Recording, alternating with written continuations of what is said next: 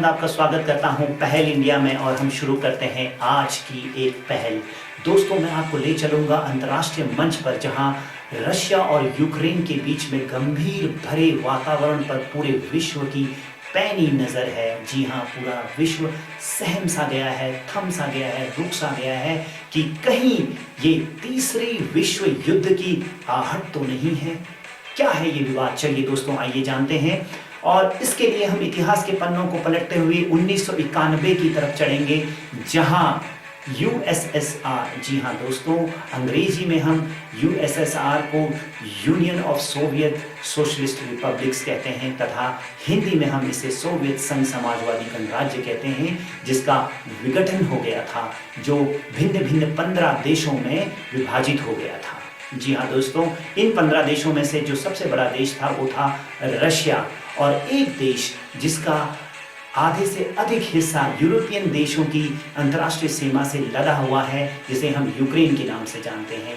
जी हाँ दोस्तों, यूक्रेन और रशिया, इन दोनों के बीच में जो विवाद है वो मेन है यूक्रेन के जो प्राकृतिक संसाधन हैं उनका प्रयोग रशिया करना चाहता है और साथ ही उसका लाभ यूरोपियन देश भी उठाना चाहते हैं। तो यूरोपियन देश जो हैं, यानी जो नाटो के सदस्य हैं, दोस्तों नाटो, जो नाटो शब्द है अंग्रेजी में NATO, यानी नॉर्थ अटलांटिक ट्रीटी ऑर्गेनाइजेशन, जिसे हिंदी में उत्तरी अटलांटिक संधि संगठन के नाम से हम जानते हैं। ये जो नाटो देश हैं, ये एक विश्व का सबसे बड़ा सैन्य संगठन है, जिसमें करीबन विश्व के 30 देश सम्मिलित हैं, जिन्होंने ये संधि की थी। इसके अंतर्गत क्या है? इसके अंतर्गत अगर नाटो देशों में किसी भी बाहरी देश ने अगर आक्रमण किया या हमला किया तो नाटो देश मिलकर उस देश पे जिस पे हमला किया है, नाटो देश पे, उसकी पूरी सैन्य सहायता एवं आर्थिक सहायता प्रदान करेंगे। इसीलिए यूक्रेन क्या चाहता है? यूक्रेन चाहता है कि वो भी नाटो देशों में सम्मिलित हो जाए, जिससे कि भविष्य में अगर रशिया उन पे हमला करेगा तो नाटो देश मिलकर उसे सैन्य शक्ति एवं आर्थिक सहायता प्रदान करेंगे।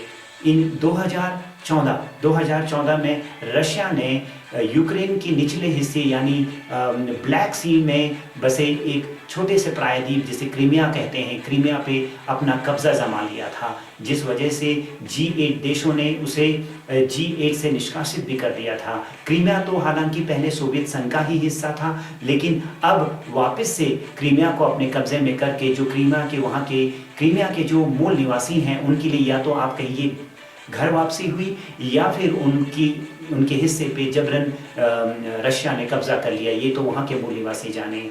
दोस्तों, यूक्रेन का जो एक हिस्सा जो रशिया से जुड़ा हुआ है, जो रशिया से लगकर है, उसे हम डोनेस्क तथा लुंगस्क कहते हैं। यानी डोनेस्क तथा लुंगस्क जो क्षेत्र है उसे हम सामूहिक तौर पे डॉनबास रीजन यानी डॉनबास क्षेत्र के नाम से जानते हैं। हाल ही कुछ दिन पहले रशिया ने यह दावा किया है कि उस क्षेत्र पर उन्होंने अपनी सेना का कब्जा कर लिया है, और कुछ दिन पहले ही रशिया ने डोनेस्क तथा लुंगस्क को स्वतंत्र देशों की मान्यता प्रदान करने का निर्णय भी दिया है। और इसके लिए उन्होंने डोनेस्क को भविष्य में हम डोनेस्क पीपल्स रिपब्लिक तथा लुंगस्क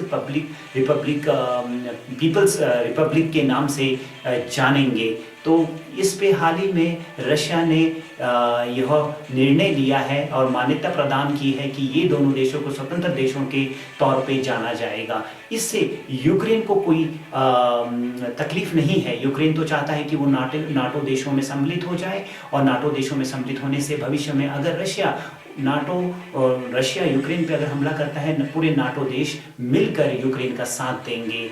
लेकिन रशिया ऐसा नहीं चाहता है। क्यों नहीं चाहता है? क्योंकि उसका कहना है कि यूक्रेन में जो प्राकृतिक एवं खाद्य संसाधन है उस पे सिर्फ और सिर्फ रशिया का ही हक है, और वो नाटो देशों से कह रहा है कि कृपया आप इस विवाद में ना पड़ें और यूक्रेन को अपनी नाटो देशों की सूची में सम्मिलित ना करें। दोस्तों, ये बहुत ही गंभीर विषय है और हम सभी, पूरा विश्व चाहता है कि इस विषय को शांतिपूर्वक सुलझा लिया जाए। इससे किसी भी प्रकार की, किसी भी देश को कोई खतरा नहीं होगा। दोस्तों, ये था मुख्य कारण जिस वजह से यूक्रेन और रशिया की वजह से नाटो देश भी इसमें रुचि दिखा रहे हैं। दोस्तों, हम मिलेंगे अगले संकलन में। तब तक के लिए अपना और अपनों का ध्यान रखें, क्योंकि कोरोना अभी गया नहीं है। कोरोना अभी भी हमारे आसपास ही घूम रहा है। तब तक के लिए नमस्कार, जय हिंद।